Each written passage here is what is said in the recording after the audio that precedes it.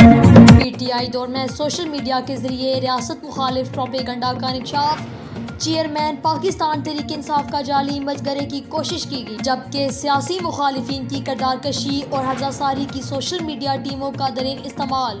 सरकारी और वसाइल के बिलबोते पर PTI क़यादत के जाली तशहीर के लिए और रियासती अदारों के खिलाफ झूठा प्रोपेगंडा किया गया, जबकि जेली सोशल मीडिया टीमों को शख्सियत परस्ती और जुहूड की बरजात के लिए इस्तेमाल करने का इंकशाफ।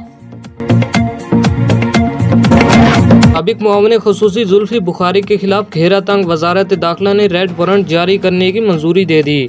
थाना गोल्डा में दर्ज मुकदमे में वारंट जारी करने की मंजूरी दे दी गई। वारंट इंटरपोल को हेडक्वार्टर से जारी किए जाएंगे। FIA के डायरेक्टर जनरल को इंटरपोल को खत लिखने की हिदायत। दस्तावेज का कानूनी जायजा लेकर इंटरपोल से राब्ता किया जाएगा। वजारत दाखिला। इसराइल की जानिब से निहत्ते फ़लस्तीनियों की नस्ल कशी बमबारी से 344 बच्चों समेत मजीद 456 फ़लस्तीनी शहीद। शोहदा की तादाद 4500 से भी ज़्यादा हो गई। इसराइली बमबारी में शहीद फ़लस्तीनियों की तादाद 6000 से भी ज़ायद।